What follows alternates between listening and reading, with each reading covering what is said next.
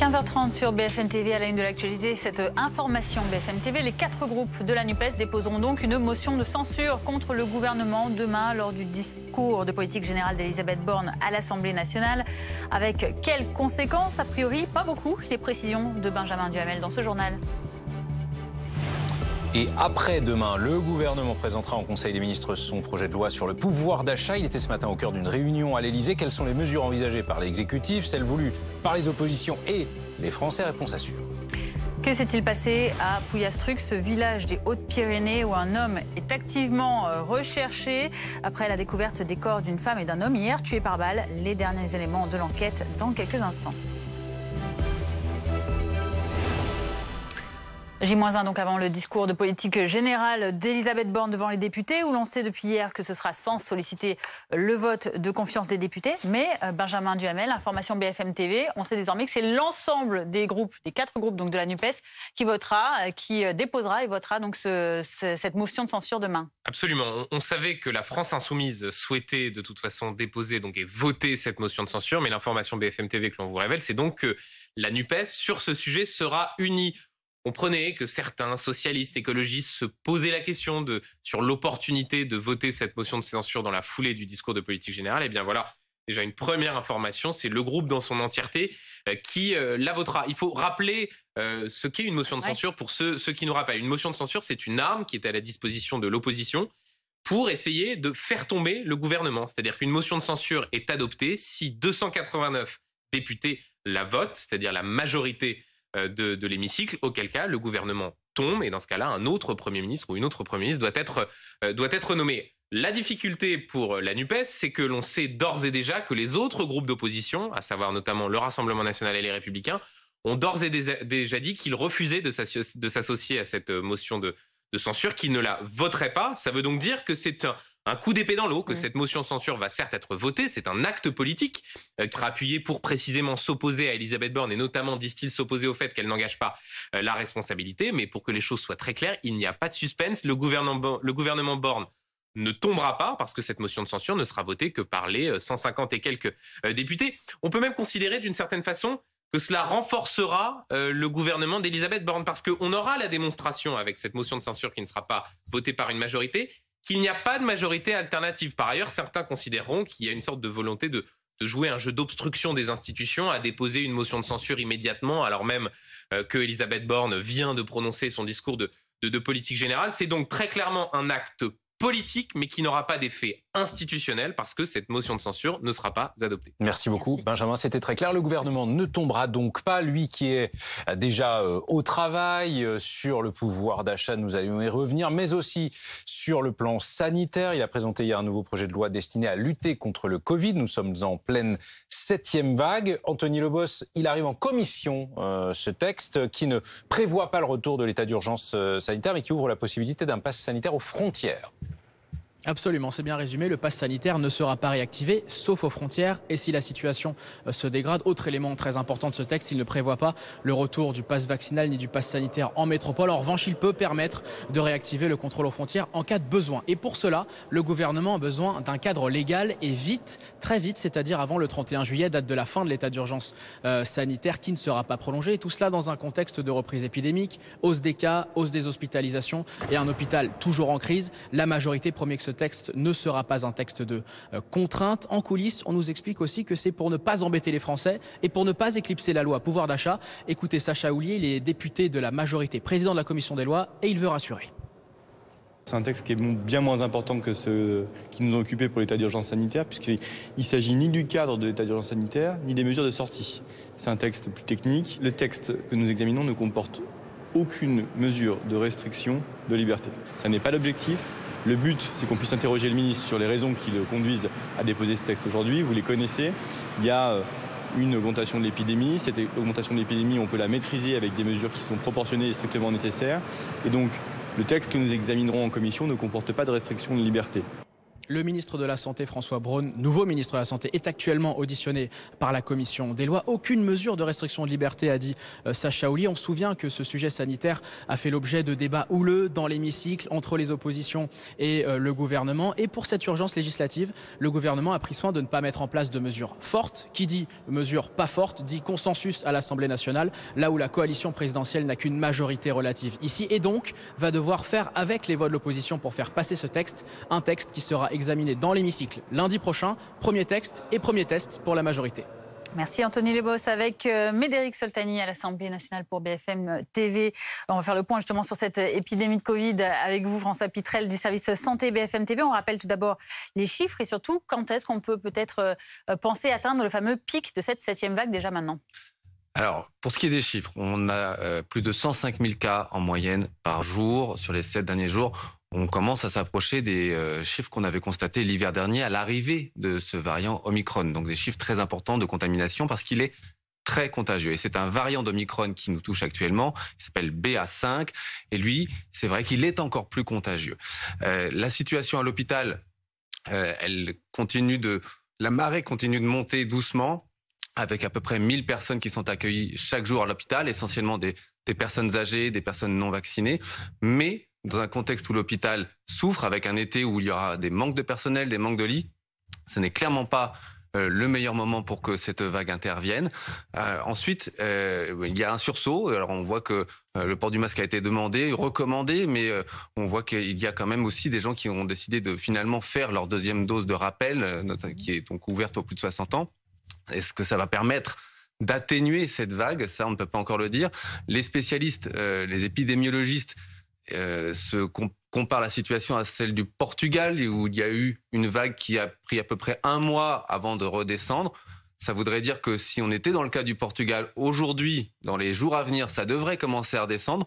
Mais pour l'instant, on ne voit pas vraiment de ralentissement dans les différents indicateurs dont on dispose. Donc, c'est un peu le flou pour l'instant. Jean-François Delfraissy avait dit d'ici la fin du mois de juillet, le pic. Mais attention, même si on atteignait ce pic dans les jours à venir, il y a autant de cas entre le début et le pic qu'entre le pic et la fin. Donc ça veut dire qu'on n'est même pas à la moitié de cette vague. Merci François Pitrel, du service santé de BFM TV. On va prendre la direction de l'Assemblée, la commission des lois. Écoutez, le nouveau ministre de la Santé, l'urgentiste Monsieur le François Président, Braun. Madame la rapporteure, Mesdames, Messieurs les députés. Avant d'en venir au sujet qui nous réunit aujourd'hui, je souhaiterais, puisqu'il s'agit de ma première intervention à l'Assemblée nationale, et que j'ai l'honneur d'ouvrir les travaux de votre commission, vous adresser à toutes et à tous mes félicitations républicaines pour votre élection et féliciter également Monsieur le Président ainsi que les autres membres du bureau de la commission. Je souhaite également remercier le Président de la République et la Première ministre pour la confiance qu'ils m'ont témoignée en me nommant à cette lourde responsabilité. Je souhaite également saluer la mobilisation remarquable de Madame Brigitte Bourguignon ces dernières semaines. La santé est ce que nous avons de plus cher et je m'engage, avec la ministre déléguée, Madame Agnès Firmin-Le Bodo, que vous connaissez bien, à mettre tout en œuvre pour que chacune et chacun, quel que soit son revenu ou son lieu de résidence, puisse se soigner dans de bonnes conditions et pour que nous parvenions à développer en France une culture de la santé permettant aussi de bien mieux prévenir les difficultés de nos concitoyens. Vous le savez, depuis plus de 2 ans, nous faisons face à une pandémie qui a appelé des réponses exceptionnelles. Fantassin de la première ligne dans l'Est de la France, j'ai pu voir de près, de très près, de trop près peut-être, la réactivité de notre système de santé qui a été exceptionnelle, mais aussi les ravages de cette épidémie sur les malades, sur leurs familles, mais également sur les soignants. Nous sommes entrés avec la loi du 23 mars 2020 dans le régime de l'état d'urgence sanitaire. Il nous a permis, alors que nous ne disposions pas de l'arme vaccinale, d'adopter des mesures exceptionnelles à la hauteur de l'épidémie de Covid-19 à laquelle nous devions faire face. Je veux encore une fois devant vous saluer la mobilisation extraordinaire des personnels soignants et médico-sociaux, des équipes du ministère de la Santé dans nos régions comme à Paris, et plus généralement de toutes les personnes mobilisées au-delà du champ médical, au service des Français, depuis le début de la crise, parfois au péril de leur santé et de leur vie. J'ai aussi une pensée pour les professionnels de la SNCF, les professionnels des aéroports de Paris, du transport aérien, de Air Austral, de Air Caraïbes, qui nous ont permis de faire ces transferts massifs de patients pour soulager différentes régions en France, mais également soulager nos outre-mer. Je souhaite avoir une pensée pour les victimes de la Covid-19 et leurs proches. Enfin, je veux avoir un mot s'agissant de la solidarité avec nos voisins européens, qui s'est matérialisée par l'aide que nous sommes mutuellement fournis dans un élan que je m'appliquerai à poursuivre. En matière de gestion de l'épidémie, je mesure la responsabilité qui est la mienne. Une boussole dirigera mon action. Protéger les Françaises et les Français de notre système de santé, conserver la prise en charge des autres soins, préserver un mode de vie normal, ou aussi normal que possible, c'est-à-dire en veillant à chaque instant à la stricte nécessité et à la stricte proportionnalité des mesures que nous aurons à prendre, le tout dans la transparence vis-à-vis de nos concitoyens et de leurs représentants dont vous faites partie. Le cadre juridique de l'état d'urgence sanitaire s'éteindra, comme le gouvernement s'y est engagé et comme vous l'avez voté le 31 juillet prochain. De même que le régime dit de sortie de crise sanitaire. J'y reviendrai plus en détail, mais le projet de loi qui vous est soumis n'est donc pas un projet d'état d'urgence. Je tiens à ce que l'on ne fasse pas circuler de fausses informations. Ce projet de loi comporte des mesures minimales mais nécessaires, nous permettant, après le 31 juillet, de continuer à surveiller l'épidémie pour protéger les Français. Avant de vous présenter ces mesures, je voudrais vous informer plus précisément sur la circulation du virus de la Covid-19 en vous donnant les dernières données dont je dispose, comme vous l'avez souhaité, Monsieur le Président. Nous connaissons actuellement une 7e vague de Covid-19. Les sous-variants d'Omicron BA4 et BA5, qui sont désormais les souches virales majoritaires, provoquent une résurgence épidémique sur l'ensemble du territoire national. La France n'est pas isolée dans cette reprise qui touche l'Europe dans son ensemble. La cinétique de l'incidence conduit à un nombre de cas qui augmente ces derniers jours. Nous enregistrons de l'ordre de 120 000 cas en moyenne cette dernière semaine, avec un nombre de cas qui devrait légèrement dépasser les 200 000 ce soir. Si l'ensemble du territoire est touché, c'est la région Île-de-France qui connaît le taux d'incidence le plus élevé. Celui-ci atteint plus de 1200 cas pour 100 000 habitants. Nos compatriotes d'outre-mer connaissent des situations contrastées, la cinétique de l'épidémie étant différente de celle de la métropole. Je veillerai à toujours avoir une attention toute particulière pour ces territoires de la République. Si à l'heure actuelle, à La Réunion et à Mayotte, le taux d'incidence est faible, les données épidémiologiques se dégradent en Guadeloupe et en Guyane, mais selon une dynamique proche, voire moindre, qu'en métropole. La Martinique fait face quant à elle à une résurgence épidémique marquée depuis plusieurs semaines. La situation semble toutefois en voie d'amélioration avec un taux d'incidence en baisse, mais qui reste élevé, de l'ordre de 1100 cas pour 100 000 habitants. Je veux ici adresser ma solidarité à nos compatriotes ultramarins et saluer l'engagement des soignants sur place. Sur le plan clinique, les sous-variants dont on parle présentent, selon les données dont nous disposons, les mêmes caractéristiques du variant Omicron que nous avons connu en début d'année 2022, puis fin mars. À savoir, une très forte transmissibilité, mais un tableau clinique moins sévère que les souches historiques du virus. Je ne peux pas vous dire avec certitude quand le pic épidémique sera atteint. Les scientifiques esquissent un horizon à 2 ou 3 semaines, mais pointent les incertitudes de cette projection à ce stade. Ce que nous observons des pays qui ont connu avant nous une circulation virale comparable à celle que nous vivons, c'est qu'ils ont atteint leur pic en 6 semaines environ. Je pense principalement ici au Portugal ou à l'Afrique du Sud. Vous le voyez, le virus circule plus et plus vite. Nous devons, et c'est mon devoir en tant que ministre, protéger la population et veiller au retentissement de cette reprise sur notre système de santé. À ce stade, nous observons une augmentation du nombre d'admissions dans nos services hospitaliers conventionnels et dans une moindre mesure dans nos soins critiques. Environ 7000 patients sont actuellement hospitalisés dans les services conventionnels et près de 1000 en soins critiques. Cela reste très en deçà du pic des 3500 en soins critiques atteint en janvier dernier, sans revenir sur les vagues précédentes qui nous avaient conduit à une mobilisation d'une ampleur encore plus importante. Pour autant, je suis bien évidemment extrêmement attentif à l'évolution de la situation, dans le contexte que nous connaissons sur l'hôpital.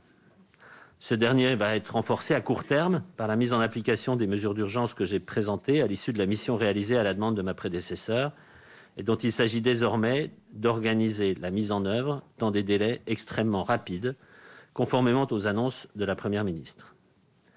La reconnaissance de la pénibilité, en particulier des contraintes attachées au travail de nuit, fait partie de ces engagements. Contrairement à ce que d'aucuns prétendent, la stratégie du gouvernement est claire pour limiter l'impact de cette nouvelle vague. Prévenir la diffusion du virus. Nous vivons depuis plus de 2 ans avec le virus. Nous savons quels sont les bons comportements à adopter. Je le dis aux Français avec solennité. Il nous faut retrouver tous les bons réflexes. Nous pourrions légiférer sans cesse. Nous souhaitons plutôt que chacun puisse être réactif et toujours adapter ses comportements à ce que la situation exige. Aujourd'hui, c'est clair. Il faut mettre son masque dans les lieux bondés. Comme ici, par exemple. Il faut mettre son masque dans les transports en commun. Il faut mettre son masque dans les transports pour les vacances. Mobiliser l'arme décisive contre les formes graves du virus, la vaccination. Conformément aux recommandations des autorités scientifiques, nous avons ouvert un nouveau rappel pour les personnes les plus fragiles face au virus. Nos concitoyens de plus de 60 ans et les personnes immunodéprimées. Là aussi, je le dis avec solennité, il faut se faire vacciner quand on est fragile. Et il faut le faire maintenant, alors que nous n'avons pas atteint le pic. 50% des contaminations surviennent lors de la baisse de la courbe. La vaccination est efficace contre les formes graves. Elle sauve des vies. Je le dis en tant que médecin urgentiste, j'ai vu bien trop de morts évitables. Alors que je vous parle, la vaccination connaît une accélération et je m'en réjouis. Nous avons enregistré près de 570 000 vaccinations la semaine dernière. Près de 3 millions de personnes ont ainsi reçu à date la 2e dose de rappel. C'est mieux, mais ce n'est pas encore assez. La dynamique doit encore s'amplifier avec l'appui des professionnels de ville, médecins et pharmaciens. Adopter les bons comportements quand on est contact ou symptomatique, à savoir se tester, réduire ses contacts et s'isoler si on est positif. À ce titre, je me félicite de ce que notre système de tests tient. Nous sommes à plus de 3 millions de tests la semaine dernière. Notre dispositif fonctionne. Les Français le mobilisent. Quand on est fragile et symptomatique, bénéficier de la bonne prise en charge. Des traitements curatifs existent, comme le Paxlovid. Ils permettent de réduire très significativement les risques d'hospitalisation pour les personnes fragiles. Il est important que les Français le sachent et puissent en parler à leurs médecins et leurs pharmaciens dès l'apparition des symptômes. 1500 patients ont bénéficié du traitement cette dernière semaine. C'est une progression de plus de 50% par rapport à la semaine d'avant. Là aussi, c'est une solution dans notre arsenal de protection de nos concitoyens les plus à risque face au Covid.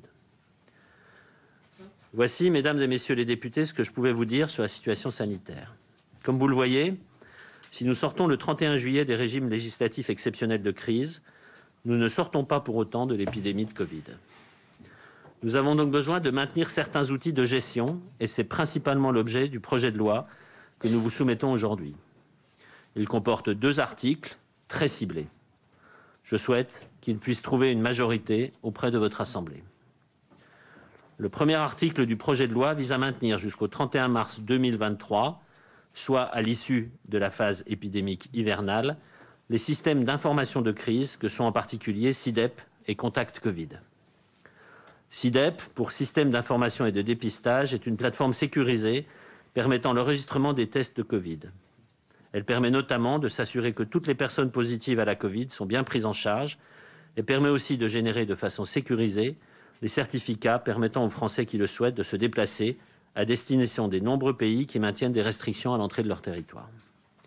Contact Covid permet quant à lui d'identifier les cas contacts et de vérifier que chaque cas contact est bien informé, testé, accompagné. Je rappelle que ces outils numériques sont bien entendu soumis au RGPD et que toutes les personnes y ayant accès sont soumises au secret médical. Ils sont également soumis à la surveillance continue de la CNIL et du comité de liaison parlementaire institué par la loi du 11 mai 2020 et qui restera pleinement en fonction tant que ces systèmes d'information resteront eux-mêmes actifs. La gestion des informations stockées dans ces systèmes d'information est clairement encadrée. Les données sont conservées 6 mois dans le cadre d'un test positif et 3 mois en cas de test négatif. Il est essentiel de conserver ces systèmes d'information. Ils sont le thermomètre de l'épidémie. Ils permettent d'informer les Français et les autorités sur le nombre de cas. Ils permettent de consolider l'information sur la nature des variants. Ils sont un outil garant de la transparence de la gestion de l'épidémie. Ils sont un outil permettant d'anticiper et d'être réactif, notamment s'agissant des réflexes barrières à activer. La Haute Autorité de Santé a établi différents scénarios d'évolution de la situation épidémique pour les mois à venir.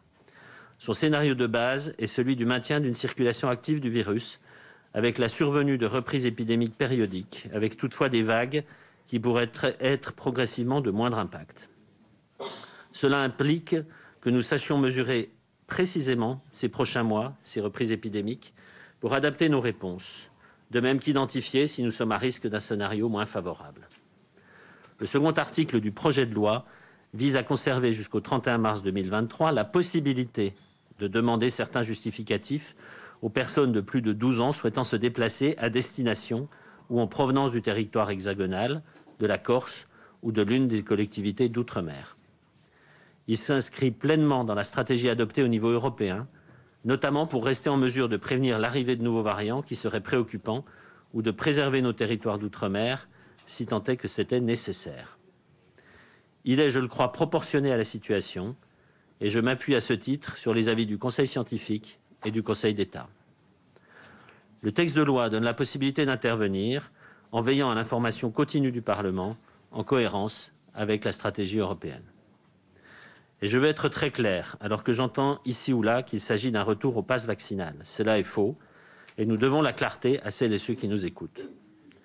La possibilité juridique de mettre en œuvre un pass vaccinal pour accéder à certains lieux publics de la vie courante s'éteindra le 31 juillet prochain.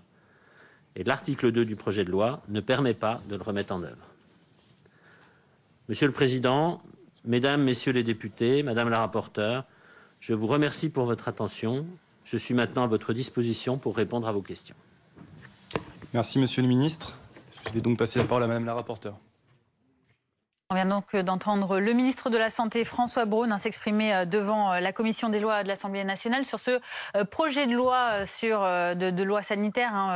François Pitrel est le ministre qui a rappelé un certain nombre d'éléments qui vont concerner ce texte et notamment aussi sur certains comportements. On l'a remarqué, il a appelé à retrouver les bons réflexes. On a vu que certaines personnes de l'Assemblée ont remis leur masque et d'autres non. Oui, mais en gros, voilà, on a le tableau de situation sur les chiffres, la 7e vague, ce qu'il faut faire et puis surtout ce que ce nouveau texte va être et ne sera pas.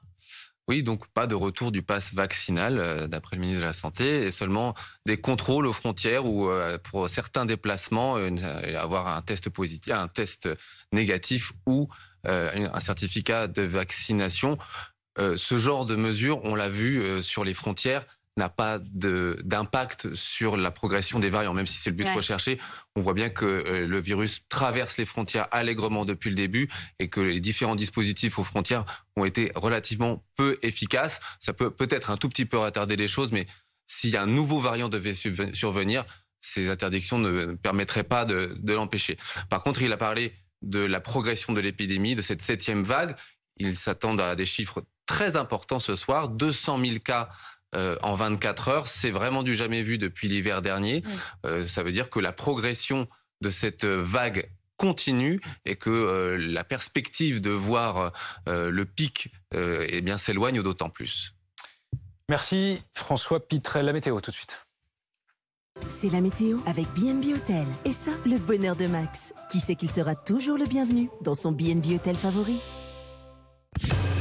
La météo avec Vredestein, expert du pneu 4 saisons depuis près de 30 ans.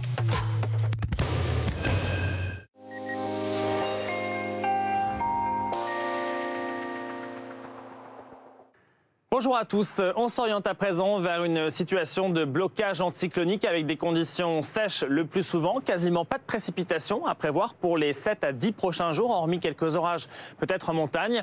Et des températures qui, dans un premier temps, j'ai bien dit dans un premier temps, vont rester raisonnables. Hormis, c'est vrai, dans les départements du sud-est, qui sont toujours placés en vigilance jaune canicule, les températures qui cet après-midi pourraient atteindre à nouveau les 37-38 degrés dans le département du Var. Donc du plein soleil le plus souvent pour cet après-midi et cette petite tendance orageuse qui va donc se cantonner aux Pyrénées. Les températures donc respirables dans l'ensemble, de saison le plus souvent, sauf encore une fois dans le sud-est, 35 à 38 degrés attendus dans l'intérieur du Var, 34 à Perpignan, 26 à La Rochelle, 27 pour Paris, 20 pour Brest. Demain matin, des conditions souvent ensoleillées. Toujours cette tendance orageuse pour les Pyrénées. Le vent également Méditerranée, Mistral et Tramontane. Soyez très prudents sur le front des incendies. Dans l'après-midi, quelques passages nuageux dans le nord-ouest et toujours cette tendance orageuse pour les Pyrénées. Mais sinon, partout ailleurs, du plein soleil. Les températures en matinée, parfois un peu fraîches, mais bon, ça a du bon, les nuits sont respirables, 8 à Reims, 14 à Paris, 13 pour Nantes, ça sera déjà très chaud en Méditerranée, 23 pour Marseille et pour Nice, et dans l'après-midi, des températures toujours élevées dans le sud-est, 35 pour Marseille, 28 pour La Rochelle, pour Lyon, 27 à Paris et 22 pour Brest demain après-midi. C'était la météo avec B&B Hôtel. Et ça, la bonne humeur de Max, pour qui il fera toujours beau chez B&B Hôtel. C'était la météo avec Bredestein, expert du pneu 4 saisons depuis près de 30 ans.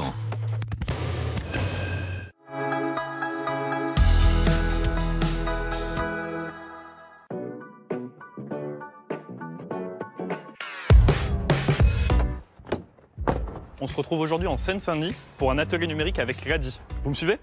L'ADI et les ateliers numériques Google collaborent depuis plus de 18 mois. Après la crise sanitaire, beaucoup de nos entrepreneurs ont besoin de développer par exemple le click and collect pour permettre à nos clients de pouvoir continuer à travailler. Nous, on va vous accompagner pour répondre à vos questions sur évidemment, comment on crée un site internet, c'est quoi les bons réflexes, etc. On travaille main dans la main avec le partenaire pour proposer des formations avec des cas pratiques et des exemples très concrets pour les participants. Donc vous voulez développer vos compétences d'un côté et en même temps voir ce que vous pouvez créer comme projet. Trop bien. Le succès des Google Ateliers numériques, je pense, repose vraiment sur les coachs, sur leur personnalité, sur leur professionnalisme. Même si c'est des spécialistes du référencement, ils le rendent accessible à tous.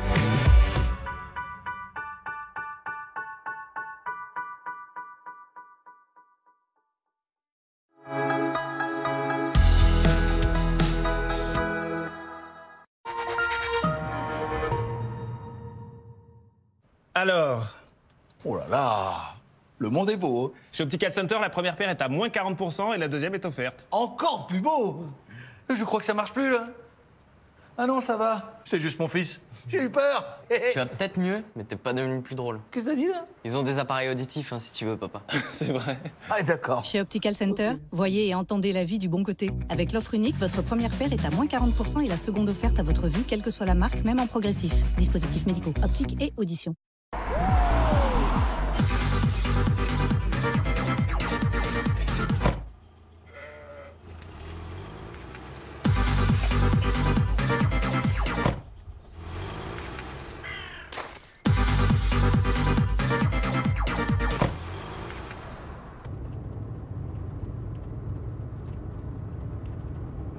Roulez en sécurité et gardez vos points avec l'application Coyote. Profitez de 30 jours d'essai gratuit. Coyote. SFR présente le séjour idéal chez Papy et Mamie. Ah bah c'est une bonne Wi-Fi pour que les petits-enfants puissent jouer à leurs réseaux sociaux. Wow. Regardez, Chloé a fait un live avec un influenceur de fou. Bah nous aussi, on peut en avoir des influenceurs là. Oh, c'est Ronaldo. Bah, c'est le joueur de basket. Nouveau, avec la fibre de SFR et le Wi-Fi 6, toute la maison profite d'une connexion plus puissante que jamais à prix exceptionnel pendant 2 ans. SFR, enjoy. Dans quelques secondes, mon cousin va croire qu'il rêve encore. Dans quelques secondes, je vais leur annoncer que j'ai gagné à Euromillions et que je partage avec eux. Ce mardi, jackpot sensationnel de près de 210 millions d'euros. Cocktail piscine, ce sont bien plus que de simples piscines. Cocktail piscine, célébrons le plaisir. Ecomiam! Les irréductibles du surgelé. Par économie. Par envie de mieux manger. Par goût des produits, origine France. Cocorico! Parce que c'est trop bon. Par choix de consommer autrement. C'est tout bénef pour nos producteurs et nos clients. Par envie de cuisiner. On se retrouve tous chez Ecomiam. Les irréductibles du surgelé. Eh ouais! Pour réussir, on vous a dit qu'il faut parler plus fort que tout le monde. Oui, bien sûr, nous avançons sur votre dossier. J'attends simplement la signature. C'est parfait, merci. J'ai hâte de travailler avec vous. Heureusement, les règles ont changé. Collaborez efficacement grâce au PC portable, HP Elite Dragonfly et la fonction de réduction de bruit. Avec HP, travaillez sereinement.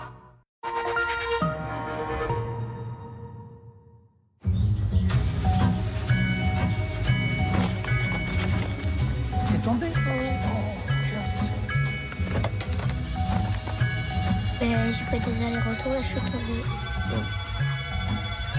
Un amour comme le nôtre, il n'en existe pas deux. Ce n'est pas celui des autres. Voilà. C'est quelque chose de mieux. Sans me parler, je sais ce que tu veux me dire.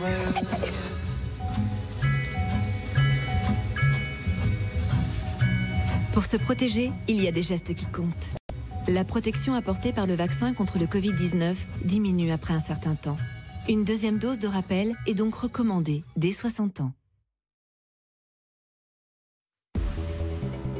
À la une à 16h, cette information BFM TV, les 4 groupes de la NUPES signeront et voteront la motion de censure contre le gouvernement, mais le gouvernement ne tombera pas. Pour autant, on vous explique pourquoi dans un instant. Le baptême du feu du nouveau gouvernement avec son projet de loi sur le pouvoir d'achat. Il était ce matin au cœur d'une réunion à l'Elysée. Alors quelles sont les mesures envisagées par l'exécutif? Que veulent les oppositions et que veulent aussi les Français évidemment? On y revient dans un instant. La France a rapatrié ce matin 35 mineurs et 16 mères détenus dans des camps syriens, notamment la djihadiste Émilie Koenig. Pourquoi ce rapatriement? Où sont accueillis les mineurs? Que risquent les mères? Réponse de Cécile Olivier à suivre.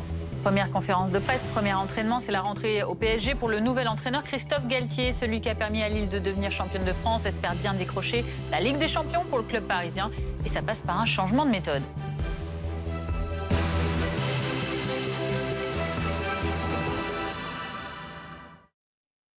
À l'unisson, la gauche veut sanctionner le gouvernement. Marie-Jeanne Tric, tout le monde est donc sur la même ligne au sein de la NUPES concernant la motion de censure qui pour autant n'a aucune chance d'aboutir. Expliquez-nous.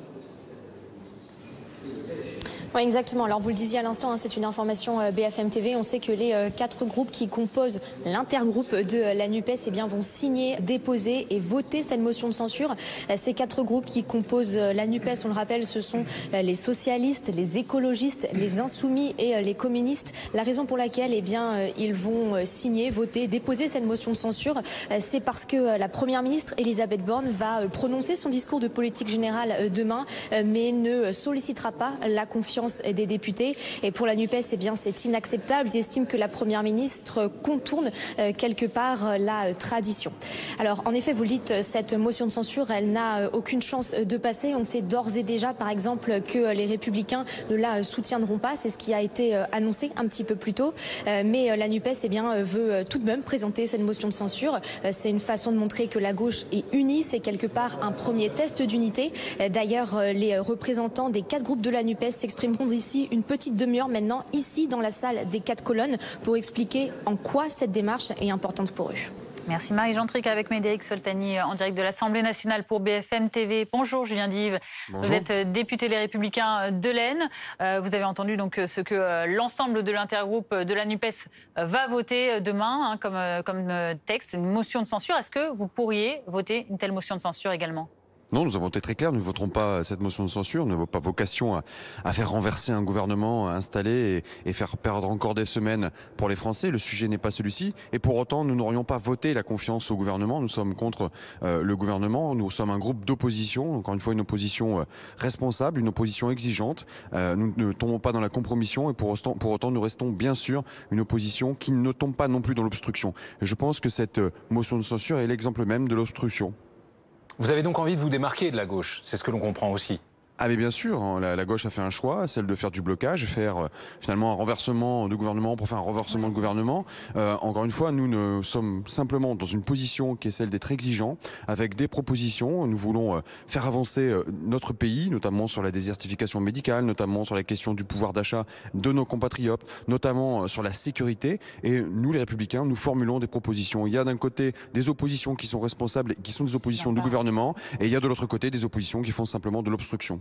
Julien Dive, justement, vous évoquez la situation du pouvoir d'achat des Français. On va voir que pendant que l'exécutif finalise sa stratégie sur cette préoccupation numéro 1 des Français, le projet de loi de pouvoir d'achat sera présenté, lui, jeudi en Conseil des ministres. Les précisions d'Agathe Lambré.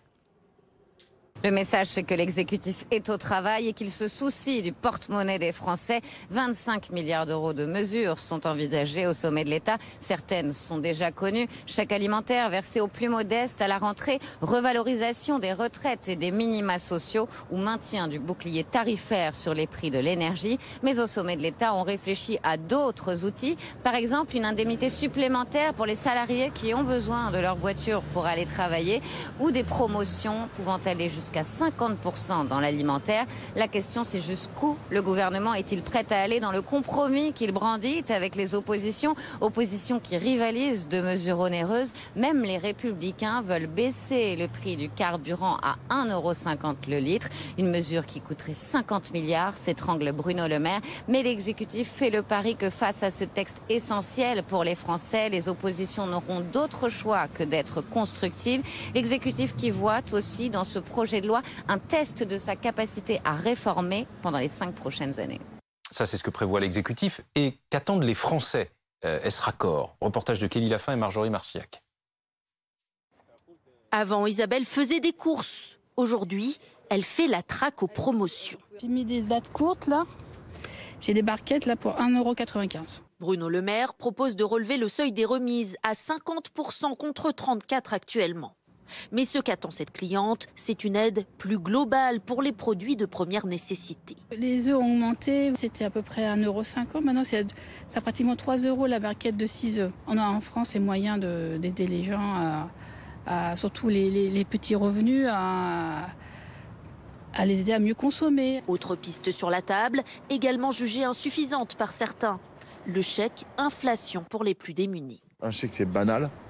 Ça va servir qu'une fois, tandis que l'augmentation des salaires, c'est permanent. Concernant le prix du carburant, Bruno Le Maire propose une indemnisation ciblée pour les salariés les plus pauvres, obligés de prendre leur véhicule pour travailler. Ce paysagiste serait concerné, mais préfère une mesure qui bénéficie à tous les Français. On est tous dans le même bateau, on est tous au moins baissés au maximum les taxes, pour qu'on puisse tous s'en sortir. Quant à ce chauffeur de taxi... Là, on est déjà à 131 €. Il propose une différence de tarif pour certaines professions comme la sienne. Pour certains professionnels qui plafonnent, ou que nous, après, on va demander une aide pour qu'il y ait un remboursement. D'après ses calculs, son budget carburant s'est alourdi de plus de 700 € par mois en un an. On vous retrouve, François Dive. Vous avez entendu évidemment ces mesures envisagées par l'exécutif. Qu'est-ce que vous en pensez ? Écoutez, nous avons fait aussi des propositions, les Républicains, ça a été signalé il y a quelques instants, sur à la fois réindexer les pensions de retraite sur l'inflation. Et je pense que la mesure du gouvernement en la matière ne va pas assez loin. On entend une revalorisation de 4%, l'inflation est à 5,2%, elle sera à 7% au mois de septembre. Ça veut dire qu'il faut aller nettement plus loin. Ça fait partie des débats que nous aurons ici dans l'hémicycle. La question, bien entendu, du carburant. Nous avons su mettre en place un bouclier tarifaire pour l'énergie, pour le gaz et l'électricité. Eh bien, on doit savoir le faire sur les carburants. Ça passe par tout simplement toiletter les taxes sur le carburant. Aujourd'hui, on sait que 70% du prix du carburant, du litre du carburant, est essentiellement à 70% composé de taxes. Il y a même des taxes sur les taxes. Donc, il est temps de sonner, de tirer la sonnette d'alarme et d'arrêter ces taxes qui viennent enrichir l'État plutôt que finalement redonner du pouvoir d'achat aux Français. C'est une mesure sur laquelle nous proposons de travailler. Puis moi, j'irai même plus loin. J'ai envie qu'on travaille sur l'impôt sur le revenu. C'est une proposition que je formule. Travailler sur l'impôt sur le revenu des premières tranches. tranche parce que c'est directement du pouvoir d'achat que nous donnons chaque mois aux Français et c'est immédiatement ressenti avec le prélèvement à la source. Ça peut être de 20 à 60 euros par mois pour chaque Français. Je pense que c'est une mesure aussi de bon sens qui coûte 4 milliards d'euros. Vous voyez, relativement aux 25 milliards que prévoit le gouvernement, les 4 milliards d'euros, c'est immédiatement du pouvoir d'achat, notamment pour les classes moyennes. Dernière question, portant cette fois sur la situation sanitaire. Julien Dive, on entendait il y a quelques instants le nouveau ministre de la Santé faire un point sur la situation en pleine 7e vague de Covid. Aucune annonce n'a été faite, c'est-à-dire que le masque ne redevient pas obligatoire, par exemple dans les transports, alors que le nombre de nouvelles contaminations ne cesse d'augmenter. On est même sur une quasi-explosion actuellement. Regrettez-vous qu'il n'y ait pas ce retour de l'obligation de porter le masque, au moins dans les transports ou dans les lieux bondés ? On peut se poser la question de la responsabilité de chaque Français et c'est bien de faire finalement confiance aux Français, qu'il y ait des messages d'alerte, de la sensibilisation telle que vous le faites, vous journalistes, mais telle que le font aussi les témoins sur vos plateaux de télévision, de savoir sensibiliser au mieux les Français sur le besoin d'être davantage attentifs, de porter le masque, c'est vrai. Et puis nous verrons dans les semaines qui viennent s'il y a une explosion. Je crois qu'il y aura un texte qui sera présenté aussi sur la question de l'urgence sanitaire. Moi je pense qu'on doit se poser la question dans les transports en commun. Pour autant, peut-être pas le généraliser partout, ce serait quand même aller peut-être un peu trop loin. Merci Julien Dive, député Les Républicains de l'Aisne, d'avoir répondu à nos questions cet après-midi sur l'antenne de BFM TV. François Putrel, justement, on va revenir sur cette première audition du nouveau ministre de la Santé cet après-midi devant la Commission des lois à l'Assemblée nationale. François Braun qui a donc annoncé ces chiffres de l'épidémie, qui a notamment fait cas de 200 000 cas qui seraient recensés ce soir. Alors, préciser pourquoi ce chiffre ce soir, mais qui pour autant n'annonce pas de retour de passe vaccinal, qui n'annonce pas non plus de retour du masque. Finalement, on reste sur la même ligne. Non, aux grand dames de beaucoup de médecins, parce que... Alors qu'il est médecin lui-même. Il est médecin lui-même, mais beaucoup de médecins qui nous discutons réclament ce port du masque, notamment dans les transports. On pense au métro, mais on pense aussi... au train. Il y a énormément de Français qui vont prendre le train dans les prochains jours, dans tous les transports en commun et dans tous les lieux bondés, quels qu'ils soient. Il est extrêmement recommandé de porter ce masque chirurgical ou FFP2, particulièrement si on est fragile. Parce qu'avec 200 000 cas par jour, ça veut dire que quand vous êtes dans une rame de métro, quand vous êtes dans un train, la probabilité pour qu'il y ait une personne atteinte du Covid avec vous dans ce train, elle est très forte. Elle est vraiment très forte. Donc pas de mesure, pas de contrainte sur cette question. Alors après, évidemment, on n'a pas encore énormément d'hospitalisations, ou en tout cas c'est relativement gérable pour les hôpitaux en ce moment. 1000 hospitalisations par jour, essentiellement des personnes âgées, souvent des personnes non vaccinées. Mais néanmoins, cela fait énormément de cas dans les jours à venir. Donc une pression sur l'hôpital qui inexorablement va s'accentuer, alors que l'hôpital est dans un état relativement, voire très fragile. Relativement non, très fragile. Merci François. On l'a appris ce matin, 35 mineurs et 16 mères présents dans des camps de prisonniers djihadistes en Syrie viennent de rentrer en France. Il s'agit du premier rapatriement aussi massif. Les précisions de Cécile Olivier. 51 personnes ont été rapatriées, parmi elles 35 enfants, dont 7 orphelins qui étaient soit livrés à eux-mêmes dans ces camps, soit pris en charge par d'autres femmes qui n'étaient pas leur mère. Ils vont être confiés à l'aide sociale à l'enfance et à des familles d'accueil, mais dans des départements où ils ont des proches, comme des grands-parents, des oncles, des tantes, pour qu'il y ait une reprise de contact progressive avec leur famille. Ce sont des enfants qui ont subi des traumatismes très lourds et qui nécessitent une prise en charge vraiment particulière. C'est pour ça qu'on ne les remet pas tout de suite directement à leur famille. Et puis, il y a des adultes, 16 femmes qui sont âgées de 22 à 39 ans. Certaines avaient déjà consenti au retour sans elles de leurs enfants en France. Donc 8 d'entre elles vont être placées en garde à vue pour 96 heures de garde à vue et 8 d'entre elles faisaient l'objet d'un mandat d'arrêt, c'est-à-dire qu'elles faisaient l'objet d'une ouverture d'information judiciaire et elles vont donc être présentées directement à un juge d'instruction en vue d'une possible, même probable, mise en examen pour association de malfaiteurs terroristes. Parmi ces femmes, certaines sont très connues de la justice, comme la Bretonne Émilie Koenig, 36 ans, qui était sur la liste noire de l'ONU, soupçonnée d'avoir organisé des départs en Syrie, d'avoir appelé à commettre des attentats en France, et elle était apparue sur une vidéo de propagande de l'État islamique portant des armes. Ces rapatriements, c'était des demandes répétées déjà depuis longtemps, des ONG, des familles. En revanche, les autorités l'avaient jusque-là refusé. Pourquoi ce changement de décision ? Alors, je ne sais pas si on peut dire que c'est un changement parce qu'il y a déjà eu des rapatriements. Comme vous dites, 126 enfants ont été rapatriés en France depuis 2016. Mais c'est vrai que c'est la première fois qu'ils rentrent avec leur mère. Jusqu'ici, il y avait une politique du cas par cas, on appelle ça comme ça, qui était dénoncée par les collectifs de famille, par les avocats, parce que ça revenait finalement à trier les enfants. Donc, officiellement, il n'y a pas de changement de doctrine, mais certaines choses ont dû jouer, comme par exemple en décembre dernier, la mort d'une jeune femme de 28 ans, diabétique, qui est morte dans le camp de Roge faute de soins, alors que son avocate Marie Dosé avait alerté à de multiples reprises les autorités françaises. Elle a laissé une petite fille de 6 ans orpheline. Des collectifs de famille, des personnalités comme le neuropsychiatre Boris Cyrulnik, comme la défenseur des droits, appelaient les autorités à faire rentrer ces enfants. Et puis cela fait des années que des personnalités de la lutte antiterroriste, que des magistrats antiterroristes disent de toute façon qu'ils préfèrent voir rentrer tout le monde, y compris les adultes, pour pouvoir les juger, parce que finalement, ils trouvent ça plus sécurisant de les avoir en France sous main de justice plutôt que dans la nature, dans ces camps. 16h13, on fait le point sur la situation en Ukraine. Le maire de Sloviansk annonce cet après-midi un bombardement russe massif sur sa ville. Il y aurait au moins 2 morts selon les autorités locales. Patrick Sauce, dans le Donbass, on comprend bien que l'armée russe finalement continue de progresser. Oui, Sloviansk, il va falloir retenir ce nom parce que c'est la nouvelle ville ciblée par les Russes. On se posait vraiment des questions après la prise de Severodonetsk et celle de Lysychansk, qui sont 2 grandes villes, mais 2 villes collées et qui ont été désertées. Le mot est un peu dur, mais en tout cas évacuées par les troupes ukrainiennes qui se sont repliées sur l'ouest vers cet axe Sloviansk-Kramatorsk avec une course contre la montre en fait qui s'engage pour les uns comme pour les autres. Les Russes savent qu'ils ont pour l'instant la supériorité très large d'ailleurs en termes d'artillerie, les obus, l'acier vraiment qu'ils déversent.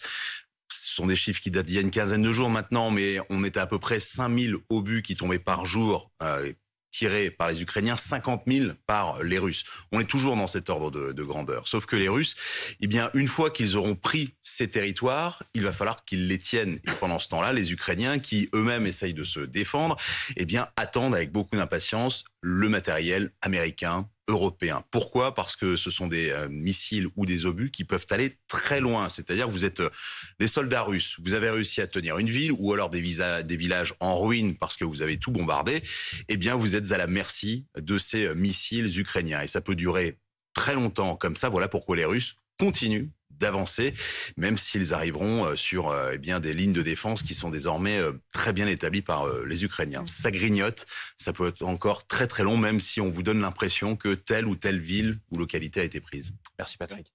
Le PSG a présenté cet après-midi son nouvel entraîneur, c'est Christophe Galtier qui est désormais aux commandes. Il incarne le changement d'état d'esprit imposé par la direction du club. Arthur Perrault. La concrétisation du nouveau projet parisien après la prolongation de Kylian Mbappé, la nomination du nouveau conseiller sportif Luis Campos, l'officialisation désormais du nouvel entraîneur Christophe Galtier. Le technicien a signé un contrat de 2 ans avec le Paris Saint-Germain avant de se présenter ici au Parc des Princes face à la presse pour répondre à plusieurs sujets chauds. Comment évincer ses origines marseillaises qui divisent chez les supporters, ou encore comment gérer les égos de stars dans le vestiaire avec des noms comme Messi, Neymar ou encore Mbappé. Je vous propose d'écouter le nouvel entraîneur parisien. Je ne vais pas révolutionner le vestiaire. Je vais observer, écouter, et je sais que j'aurai l'appui de tout le monde, de la direction, pour prendre des décisions que je devrais prendre à partir du moment où un joueur, et quel que soit le joueur, ne se pliera pas à ce qui est le projet. Et je le répète encore une fois, il n'y aura aucun compromis là-dedans. Et le programme s'annonce maintenant chargé pour Christophe Galtier. Un premier entraînement collectif prévu dès 16h30 avant un premier match amical vendredi prochain à huis clos au Camp des Loges face à Quevilly-Rouen en métropole. Et aussi avant un trophée des champions à Tel Aviv face à Nantes. Un trophée perdu l'année dernière par le Paris Saint-Germain face à Lille. Mais cette fois-ci, le club de la capitale n'aura pas le droit à l'erreur. La chronique éco. Retrouvez votre programme avec assurepeople.com. Assurance auto pour jeunes, résiliés, sinistrés, malucés. Votre programme avec Hiscox, l'assureur des TPE et des indépendants. Et comme on vous connaît très bien, on sait que ça va vous plaire.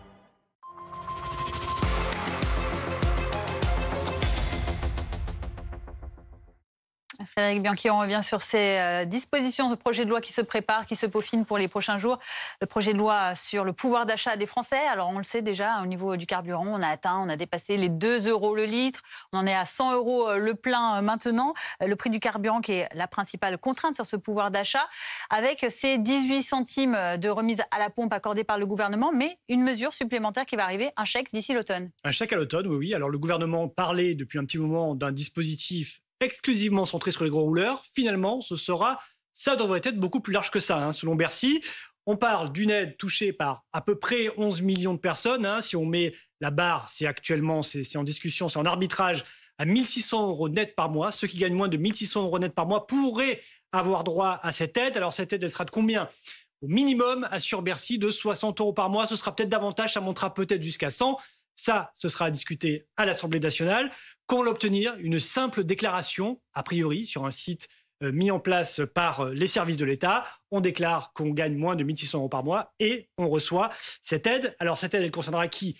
Les actifs, qui soient en intérim ou qui travaillent ou qui soient même chômeurs, a priori aussi. Et seraient exclus seulement les retraités et les étudiants de ce dispositif.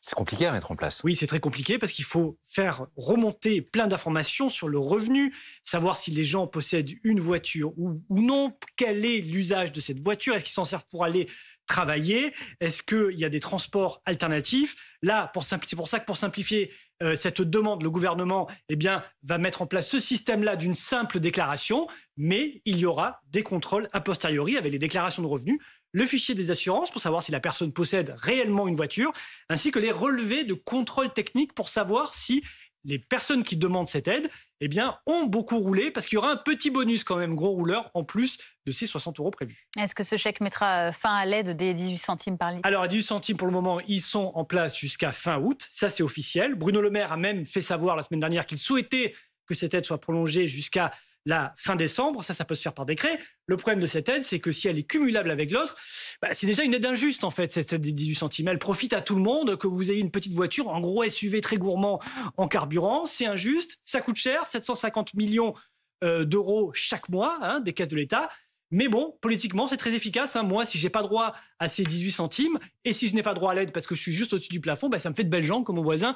Lui est un chèque carburant. Si je paye le mien plein pot, donc, ce chèque carburant, il devrait être décidé à l'Assemblée. Et là, aucun des partis d'opposition n'est d'accord, a priori, pour ce type d'aide ciblée. Ils préfèrent chacun une baisse drastique des prix du carburant. Merci beaucoup. Merci. C'était votre programme avec AssurePeople.com. Assurance auto pour jeunes, résiliés, sinistrés, malucés.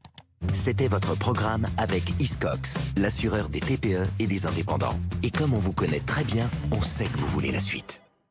Et dans une petite dizaine de minutes, nous suivrons en direct sur BFM TV la conférence de presse des membres de la NUPES sur la motion de censure qu'ils vont signer à l'unisson contre le gouvernement.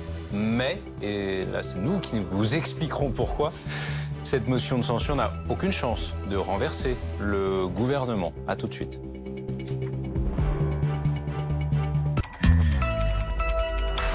« 9h midi. Merci d'être avec nous sur BFM TV. Bruce Toussaint vous emmène au cœur des news. 2 informations capitales ce matin. Vous saurez tout. Pour qui, quand, comment se passe la vaccination ? Vous comprendrez tout. C'est quand même du jamais vu dans l'histoire des réseaux sociaux. Elle parlait plus de fake news, mais de rumeurs. Avec du débat. Chers collègues, vous vous trompez, c'est qu'il n'y a pas de stratégie en réalité. C'est un débat qui est complexe et enflammé. Et les invités qui font l'actualité. Aussi des questions. Oui, alors il faut tourner la page. Je vais m'améliorer. Le live Toussaint, tous les jours, à 9h sur BFM TV. Votre programme commence dans 8 secondes, soit le temps qu'il faut pour transformer votre canapé en vrai lit. Votre programme avec la maison convertible.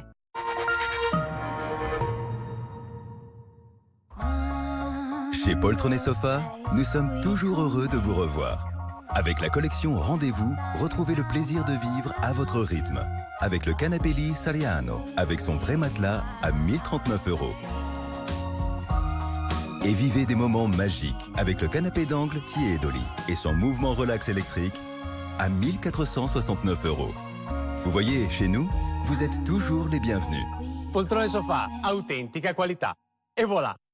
Oh my God. Parents, ne soyez plus sur leur dos. mais dans leur poche. Rechargement instantané, carte personnalisable, messagerie intégrée, et hop, dans la poche. Card, l'app d'argent de poche qui vous rapproche. Êtes-vous prêt à passer une Nova Nuit? Endormez-vous plus rapidement, réveillez-vous moins souvent. Et soyez en forme le matin. Nova Nuit Triple Action libère plus rapidement la mélatonine pour passer une Nova Nuit. Pourquoi on n'investirait pas dans ce qu'on veut quand on en a envie? Comme dans les cryptos. Comme dans votre marque de café préférée, les plus grandes entreprises de la planète. Ou dans la crypto. Et si vous pouviez payer avec des cryptos? Et continuer à investir automatiquement, même concentré sur autre chose. À toute heure, n'importe quel jour de la semaine, vous investissez quand vous le voulez. Et peu importe où vous allez.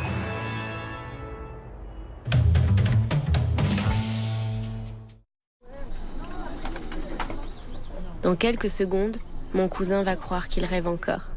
Dans quelques secondes, je vais leur annoncer que j'ai gagné à Euromillions et que je partage avec eux. Ce mardi, jackpot sensationnel de près de 210 millions d'euros. J'ai regardé, il était pas là ce poteau. Mais là, hop, il est là. Je comprends pas. Rassurez-vous, nous on vous comprend et on vous assure à partir de 10 € par mois. Euro Assurance, vous voilà rassuré. Vous rêvez d'indépendance? Ne vous fâchez pas. Groupe Verlaine installe chez vous une centrale solaire de 3 kg pour produire votre électricité en toute autonomie au prix unique de 7 900 €. Oui, 7 900 €. Consultez nos experts sur groupeverlaine.com ou en composant le 3620 et dites Groupe Verlaine. Vous connaissez tous Adriana Carambeu. Adriana et sa silhouette de rêve. Adriana et ses engagements associatifs. Adriana et ses émissions de télé. Mais ce n'est pas pour ça qu'on l'a choisie comme marraine de Comme J'aime. Ah bon? C'est pourquoi? Eh bien, parce qu'en nutrition, elle en connaît un rayon. Et vous savez, il n'y a pas de secret. Pour perdre du poids, il faut manger sain et équilibré. Avec Comme J'aime, vous allez perdre du poids de manière raisonnée. Alors, rendez-vous sur commej'aime.fr. commej'aime.fr.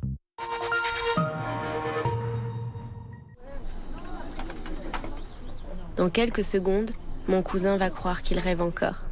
Dans quelques secondes, je vais leur annoncer que j'ai gagné à Euromillions et que je partage avec eux. Ce mardi, jackpot sensationnel de près de 210 millions d'euros. Ça fait 70 ans que Sofinco est à vos côtés. Aujourd'hui, pour vos projets de rénovation ou l'achat d'une voiture plus respectueuse de la planète, on continue d'avancer avec vous. Et ça, c'est smart. Alors, pour tous vos projets, en ce moment avec Sofinco, bénéficiez d'un prêt de 12 000 € pour 190 € par mois sur 72 mois.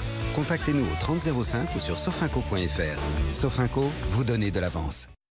Apolline de Malherbe vous donne rendez-vous pour une matinale d'information et d'échanges unique. Interview, témoignages, chroniqueurs et vous bien sûr. Apolline Matin du lundi au vendredi de 6h à 9h en direct sur RMC Story. Canal 23. Aujourd'hui dans les PME, l'informatique est indispensable. Alors quand ça ne marche pas, heureusement il y a Xefi. Xefi propose à toutes les entreprises les solutions technologiques habituellement réservées aux grandes entreprises. Informatique, bureautique, cloud, sécurité, Xefi, la proximité informatique. Ne mettez plus votre vie amoureuse en pause. Et faites les choses différemment avec Elite Rencontre. Inscrivez-vous aujourd'hui et recevez des profils personnalisés tous les jours sur eliterencontre.fr. Chez Poltron et Sofa, nous sommes toujours heureux de vous revoir. Avec la collection Rendez-vous, retrouvez le plaisir de vivre à votre rythme. Avec le canapé lit Sariano, avec son vrai matelas à 1039 €. Et vivez des moments magiques avec le canapé d'angle Tiedoli et son mouvement relax électrique à 1469 €. Vous voyez, chez nous, vous êtes toujours les bienvenus. Poltrone Sofa, autentica qualità. Et voilà.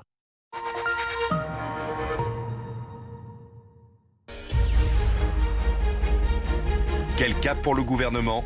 Demain, à 15h, Elisabeth Borne à la tribune de l'Assemblée nationale.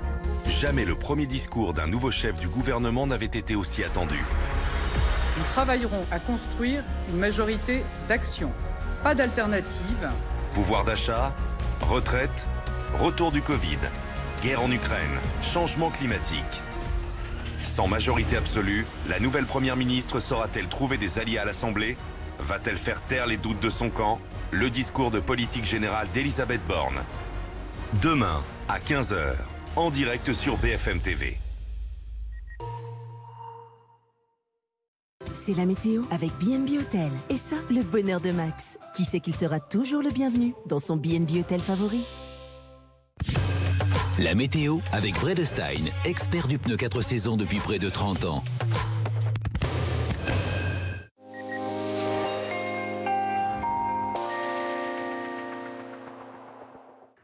Bonjour à tous, on s'oriente à présent vers une situation de blocage anticyclonique avec des conditions sèches le plus souvent, quasiment pas de précipitations à prévoir pour les 7 à 10 prochains jours, hormis quelques orages peut-être en montagne, et des températures qui dans un premier temps, j'ai bien dit dans un premier temps, vont rester raisonnables. Hormis, c'est vrai, dans les départements du sud-est qui sont toujours placés en vigilance jaune canicule, les températures qui cet après-midi pourraient atteindre à nouveau les 37-38 degrés dans le département du Var, donc du plein soleil le plus souvent pour cet après-midi, et cette petite tendance orageuse qui va donc se cantonner aux Pyrénées. Les températures donc respirables dans l'ensemble, de saison le plus souvent, sauf encore une fois dans le sud-est, 35 à 38 degrés attendus dans l'intérieur du Var, 34 à Perpignan, 26 à La Rochelle, 27 pour Paris, 20 pour Brest. Demain matin, des conditions souvent ensoleillées. Toujours cette tendance orageuse pour les Pyrénées. Le vent également Méditerranée, Mistral et Tramontane. Soyez très prudents sur le front des incendies. Dans l'après-midi, quelques passages nuageux dans le nord-ouest et toujours cette tendance orageuse pour les Pyrénées. Mais sinon, partout ailleurs, du plein soleil. Les températures en matinée, parfois un peu fraîches, mais bon, ça a du bon, les nuits sont respirables, 8 à Reims, 14 à Paris, 13 pour Nantes, ça sera déjà très chaud en Méditerranée, 23 pour Marseille et pour Nice, et dans l'après-midi, des températures toujours élevées dans le sud-est, 35 pour Marseille, 28 pour La Rochelle, pour Lyon, 27 à Paris et 22 pour Brest demain après-midi. C'était la météo avec B&B Hôtel. Et ça, la bonne humeur de Max, pour qui il fera toujours beau chez B&B Hôtel. C'était la météo avec Vredestein, expert du pneu 4 saisons depuis près de 30 ans. À la une à 16h30 sur BFM TV, 200 000 cas de Covid, c'est le chiffre du jour annoncé par François Braun, le nouveau ministre de la Santé et médecin urgentiste. Une introduction à la présentation du projet de loi sanitaire du gouvernement pour faire face à la reprise épidémique, mais sans annoncer de mesures choc, seul un pass vaccinal aux frontières. Cette information BFM TV, les 4 groupes de la NUPES déposeront une motion de censure contre le gouvernement demain. Avec quelles conséquences? On verra cela, conférence de presse à suivre. On verra en tout cas que ça n'a aucune chance de renverser le gouvernement. Et après-demain, le gouvernement présentera en Conseil des ministres son projet de loi sur le pouvoir d'achat. Cette fois-ci, il était ce matin au cœur d'une réunion à l'Élysée. Quelles sont les mesures envisagées par l'exécutif? Celles que veulent l'opposition? Est-ce que désirent les Français? Des réponses à suivre dans cette édition. Et puis cette chasse à l'homme en cours dans les Hautes-Pyrénées au lendemain de la découverte de 2 corps, celui d'un homme et d'une femme, 2 enseignants retrouvés morts, tués par balle. Il y a quelques dizaines de minutes, François Braun était donc entendu par la commission des lois à l'Assemblée nationale, le nouveau ministre de la Santé et médecin urgentiste, qui a fait le point sur l'ampleur de la 7e vague de Covid en France pour présenter ce texte. Nous connaissons actuellement une 7e vague de Covid-19. Les sous-variants d'Omicron BA4 et BA5, qui sont désormais les souches virales majoritaires, provoque une résurgence épidémique sur l'ensemble du territoire national. La France n'est pas isolée dans cette reprise qui touche l'Europe dans son ensemble. La cinétique de l'incidence conduit à un nombre de cas qui augmente ces derniers jours. Nous enregistrons de l'ordre de 120 000 cas en moyenne cette dernière semaine, avec un nombre de cas qui devrait légèrement dépasser les 200 000 ce soir. Et l'on reste à l'Assemblée parce que nous sommes à J-1 du discours de politique générale d'Elisabeth Borne devant les députés sans vote de confiance. On ne cesse de le répéter, Benjamin Duhamel. C'est la raison pour laquelle la gauche, et c'est une information BFM TV, la gauche dans son ensemble, dans toutes ses composantes, entend sanctionner le gouvernement avec une motion de censure. Expliquez-nous d'abord, 1, ce que ça veut dire que la motion de censure, et 2, en quoi elle n'a aucune chance d'aboutir à un gouvernement renversé. Alors, une motion de censure, pour ceux qui nous regardent, c'est une disposition institutionnelle qui permet à des groupes d'opposition de déposer cette motion qui est donc soumise au vote. Et si cette motion de censure obtient 289 suffrages, le gouvernement est renversé. C'est dans la Constitution, c'est un outil qui est prévu. Et donc l'information que l'on vous révélait il y a quelques heures, c'est que la NUPES s'est mise d'accord pour voter collectivement cette motion de censure. On sait que du côté de la France Insoumise, il y avait assez peu d'hésitation sur le fait non seulement d'en déposer une, mais de la voter. du côté des partenaires, Parti Socialiste, Europe Écologie Les Verts et Parti Communiste, il y avait un petit doute sur le fait de savoir s'ils voulaient ou non voter cette motion de censure. Donc là, ils la voteront. Pour autant, et c'est ce que j'expliquais précisément en racontant que pour faire tomber un gouvernement, il faut que cette motion de censure obtienne 289 suffrages. La NUPES, c'est 150. Et on sait d'ores et déjà que les groupes d'opposition, les Républicains et le Rassemblement national, ont expliqué qu'ils ne voulaient pas s'associer à cette motion de censure. Ça veut donc dire que c'est un acte politique qui est posé. Une volonté de dire qu'ils souhaitent que le gouvernement Borne tombe, mais pour autant, il n'y aura jamais 289 députés ne se prononceront en faveur de cette motion de censure, donc le gouvernement ne tombera pas. Il y a en réalité deux difficultés dans le fait de vouloir déposer cette motion de censure et la voter. La première, c'est une drôle de façon d'envisager le jeu institutionnel. Quand on veut déposer une motion de censure, c'est qu'on considère qu'on n'est pas en accord avec la politique gouvernementale. Là, dire d'ores et déjà, avant même qu'Elisabeth Borne ait fait son discours de politique générale, c'est, assumer d'être dans une forme d'obstruction avant même que les débats parlementaires aient commencé. La France Insoumise répondra que c'est une motion de censure en réponse au fait que la responsabilité n'est pas engagée, mais il n'empêche. Ça, c'est la première difficulté. Et la deuxième difficulté, c'est qu'en faisant voter cette motion de censure, la NUPES va en quelque sorte illustrer qu'il n'y a pas de majorité alternative à la majorité relative d'Emmanuel Macron, dans la mesure où cette motion de censure ne réunira pas 289 suffrages. Du côté de la majorité, on espère même que, paradoxalement, cette motion de censure finira par renforcer Elisabeth Borne, dans la mesure où, même si elle est soumise au vote, elle ne sera pas votée. Elisabeth Borne ne tombera pas, mais c'est en tout cas une volonté de faire un coup politique en affirmant, évidemment, face à un Rassemblement national qui se dit constructif, les Républicains qui hésitent parfois sur la marche à suivre, et bien que la NUPES, elle, est franchement et systématiquement, certains diront, dans l'opposition. Merci Benjamin Duhamel pour ces précisions. Renforcer ou déstabiliser, en tout cas le gouvernement est au travail. Après le projet de loi sanitaire, le deuxième texte qui sera présenté à l'Assemblée, ce sera le projet de loi sur le pouvoir d'achat. Il se précise avec sa présentation jeudi en Conseil des ministres. Et aujourd'hui, Elisabeth Borne, Emmanuel Macron et 8 ministres l'a peaufiné. Alors avec quoi à l'intérieur? Les pistes avec Émeline Darcourt. Protéger les Français de la hausse des prix, c'est l'objectif des textes sur le pouvoir d'achat. Et les premières mesures pour y parvenir sont des revalorisations.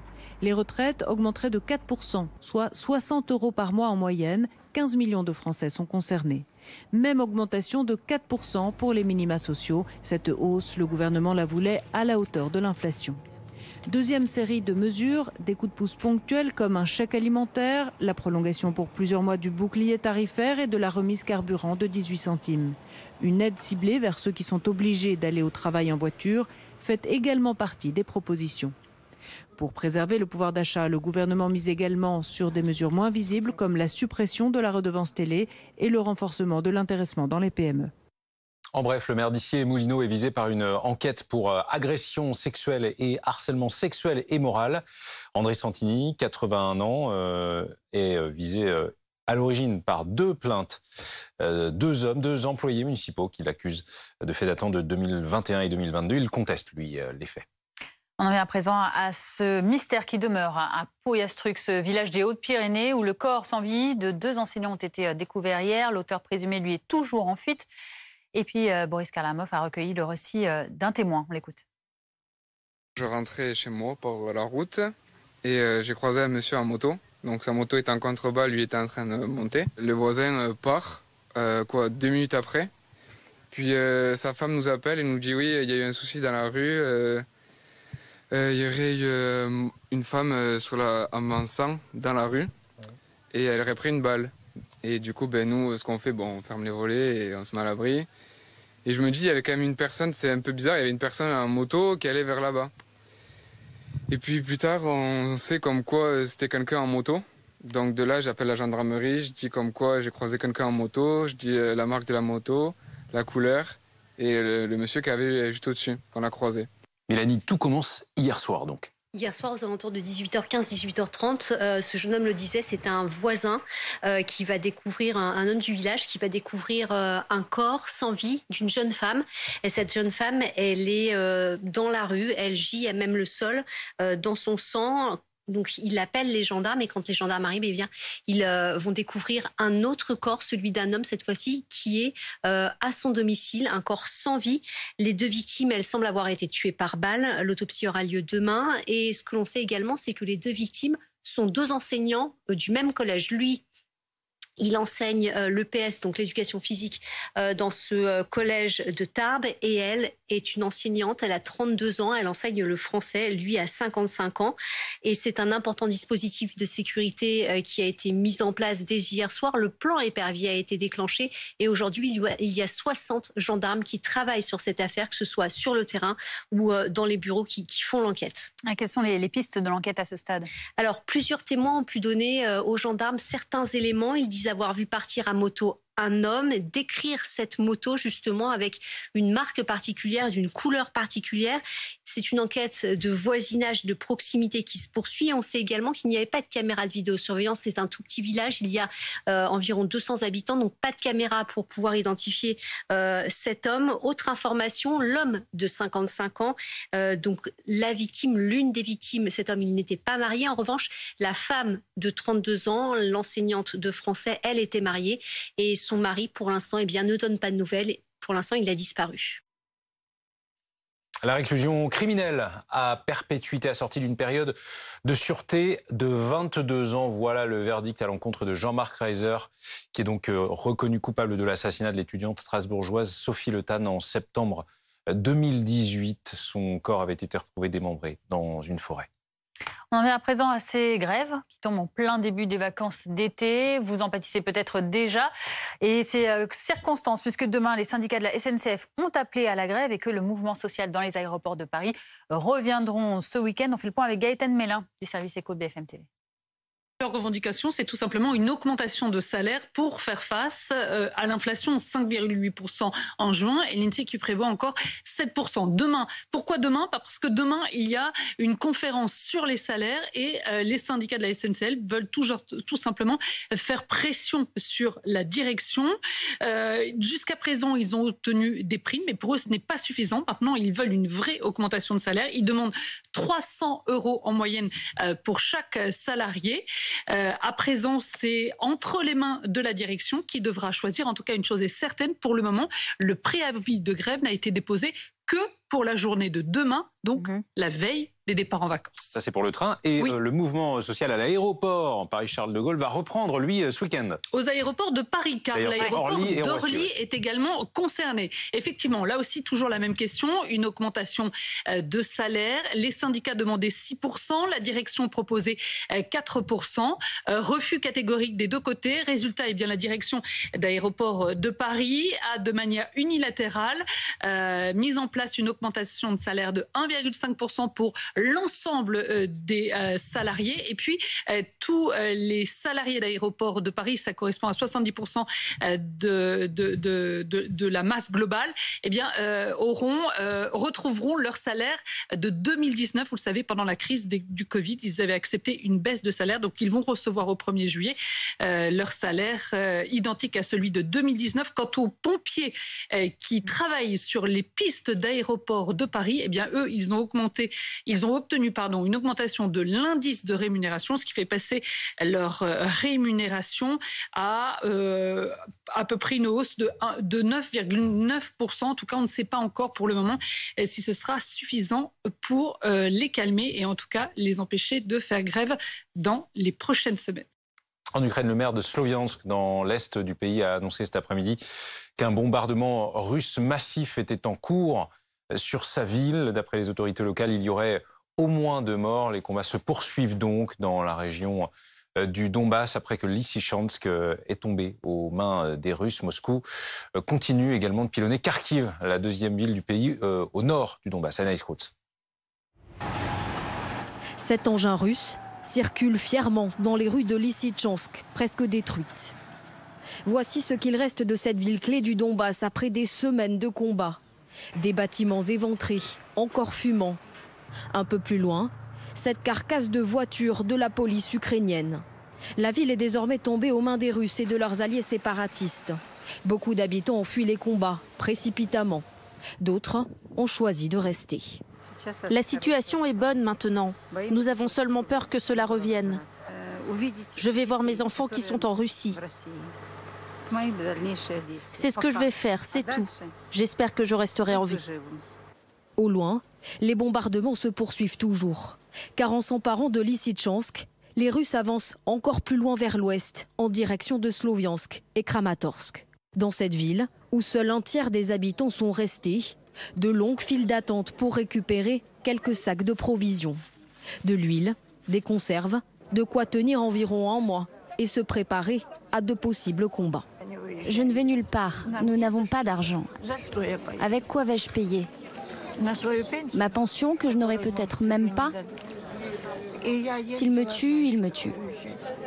Si la bataille se concentre principalement dans le Donbass, de nouveaux bombardements ont aussi touché hier une école de la ville de Kharkiv, la deuxième ville du pays, régulièrement ciblée par des frappes russes. 16h42, merci de nous avoir suivis cet après-midi. Tout de suite, BFM Story avec Olivier Truchot. Bonne fin d'après-midi sur BFM TV. À demain.